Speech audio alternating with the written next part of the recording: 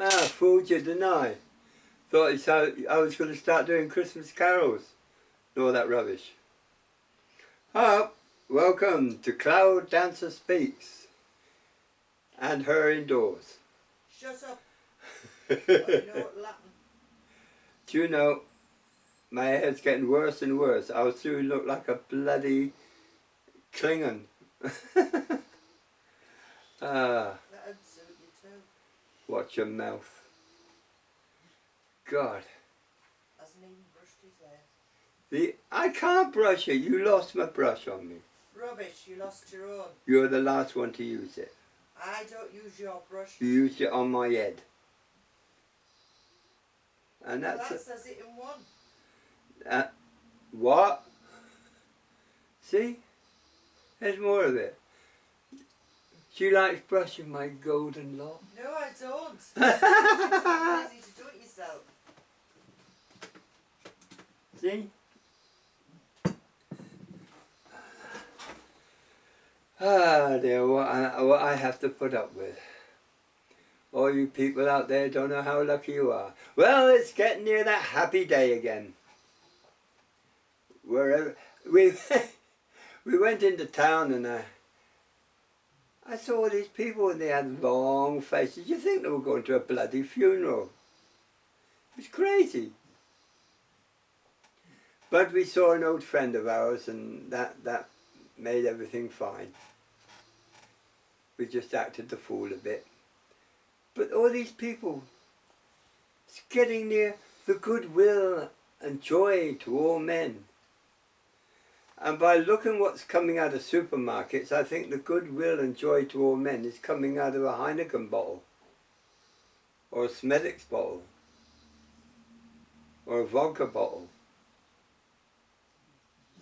If that is goodwill and being merry, well, I'm glad I'm teetotal. The only day in the year that you gorge yourself on food that your body cannot completely assume correctly, get massive indigestion, and get blurry-eyed from drink.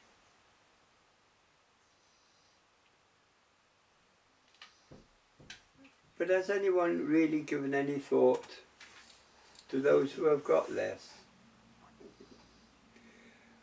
I hear a new law is being brought out in England and America that you are not allowed to feed the homeless.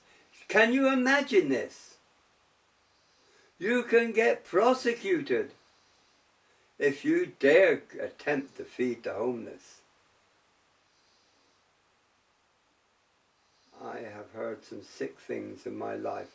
I never thought in the early days of my life that I would actually see such disregard for human beings.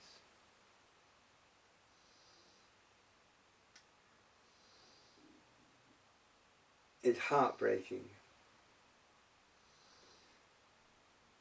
In some of the tunnels under London, there are homeless people living like scavengers.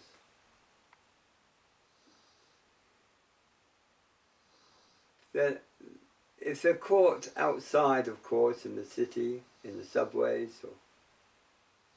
they can be arrested. So they go deep underground and live with the rats and the vermin that is down there. And the saddest thing is, no one gives a damn. Some of the heroes that came back from the Second World War, even the First World War, minus a leg or an arm or blind, and they're in the streets playing musical instruments or begging or trying to get a few bob. They were persecuted. Some of them were put into prison and into homes. I mean, these were the heroes. They fought for their country and suffered, and yet no one gave a damn. the goodwill and joy to all men. But enough of this negativity. Some of you have seen a video that I put on my site. It was quite interesting. A man suspended 3 foot up in the air. Now we've seen this, and as I said, it bothered me. His walking stick bothered me, but it isn't a walking stick, it's a solid steel tube. Made to look like a walking stick. Very clever. How the public can be fooled so quickly. I've often seen good street magicians, and it is clever what they've done. I mean, it was done in India for hundreds of years. The fakirs have done this and baffled people. They thought they were magical. But there was no magic involved. Just good old-fashioned greed. That's usually was the purpose. But I wouldn't say in this case it was greed. He's just trying to earn a few bob to survive.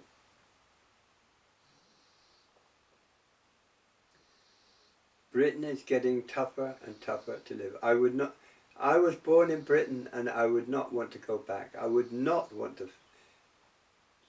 be humiliated like they are over there.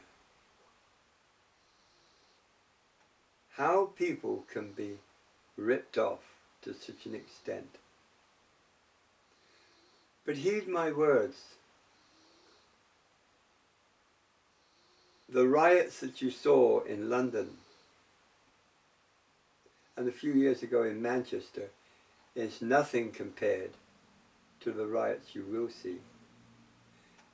People, if they're starting to get hungry, will rebel. No one gives a damn that the person hasn't got enough heat to keep warm in the winter months. No one gives a damn that old people are living on pots of baby food because they can't afford ordinary food. But it's happening right under your nose. So, just be a little bit kinder to the homeless. And to hell with the law. To hell with the prosecutions. They need help. Well, that's enough of my gripe. I'm sorry about that, but I came back to it again because it is something that is very dear to my heart. And I find it very sad.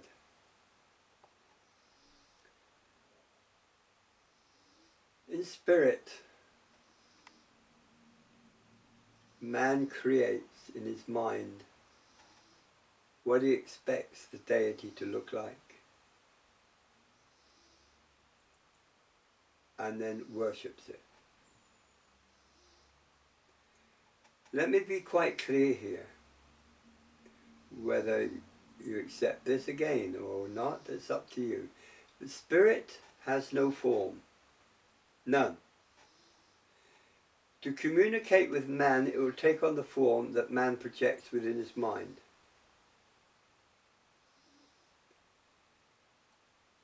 So, forget about the devils or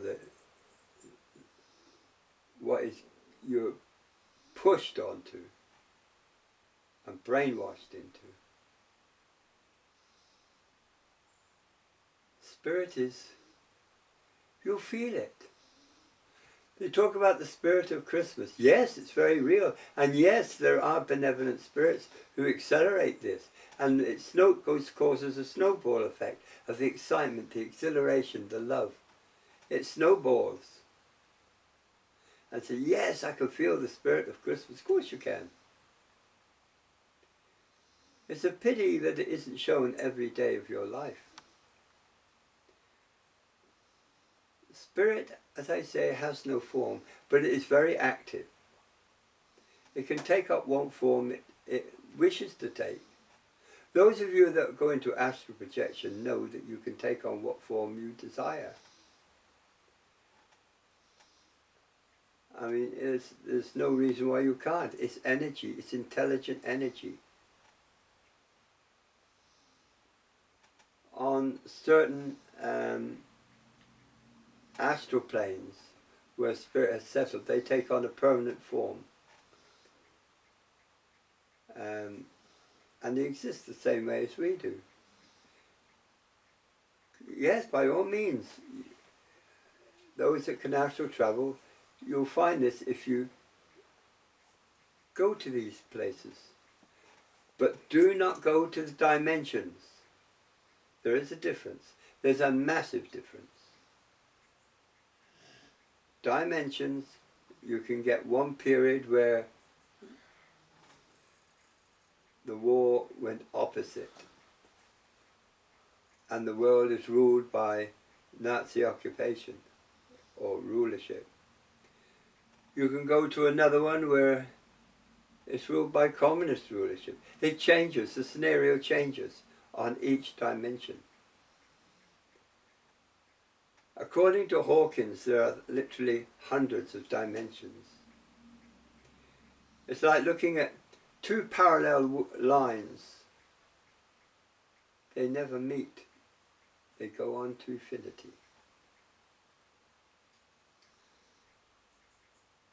So it is with dimensions. It's very difficult to explain. Some dimensions are in the primeval stage. But in the spirit world, there's no forward, there's no backward, there's no right or left, there is no time fixture. All time is equal. You can enter each time zone at will. A lot of you, some of you do progression, or regression, I apologize, regression. And that is what you're doing. You're entering that time zone.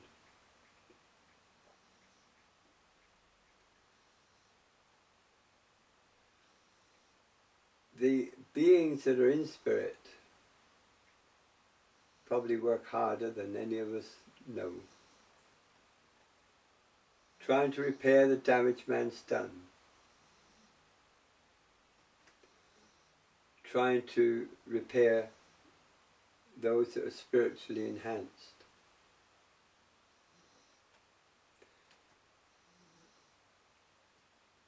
There's been many, many great spiritual leaders. The only ones I adhere to, really, is the Dalai Lama.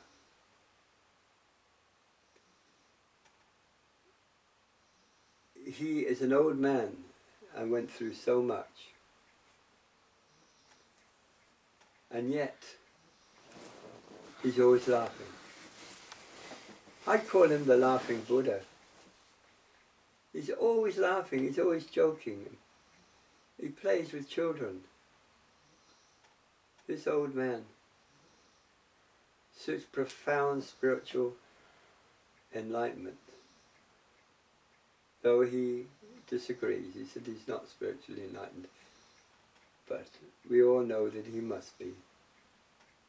He has reached an epoch. He travels to China sometimes and negotiates with the Chinese minister. Of all that China did,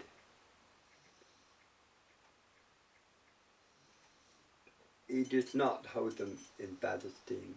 He does not hold grudges. He does not hate. He portrays only love. Now, that to me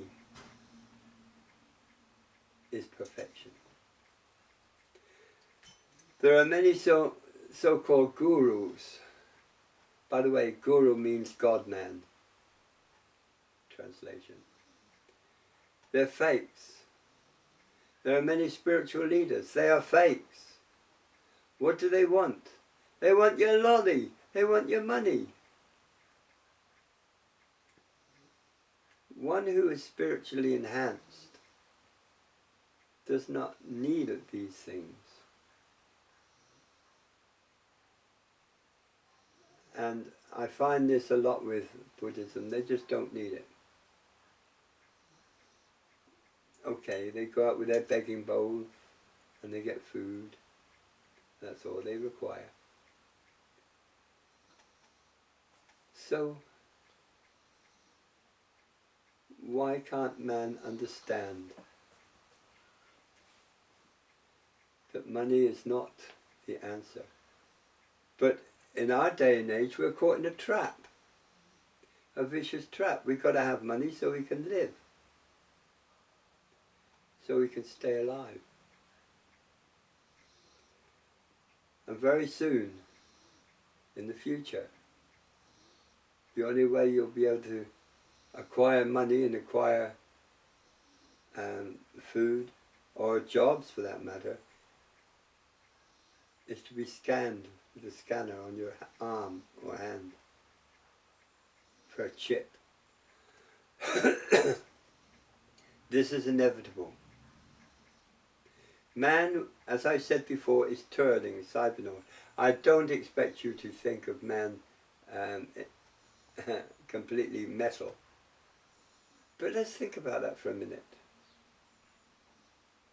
I had a lot of questions given me on this. Man has already developed legs that are activated from the nerve endings of the body.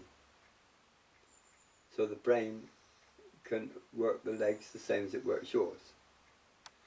They've done the same thing with mechanical arms, no different. They've even produced a bionic eye.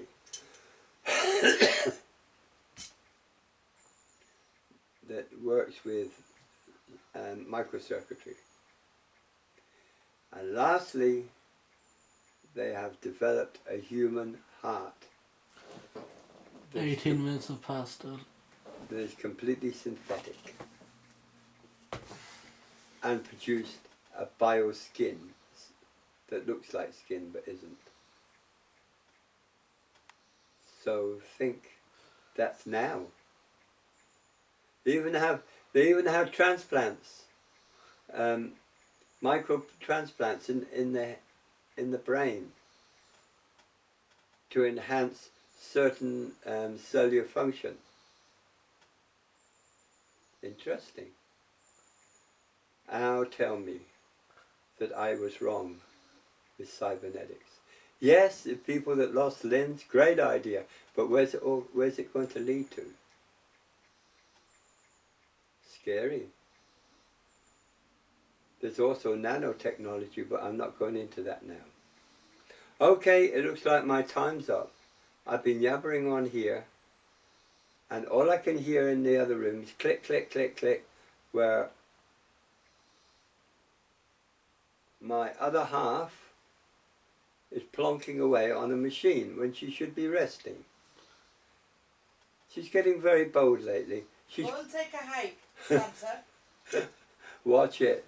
And look, everyone, he's got red pants. And yes, Getting ready And for before long he's Christmas. going to have a red top and a white beard. I've got red pants, so that don't make much difference, does it? Little elf. Oh, and I got another little elf. Santa. And I got another little elf working the camera.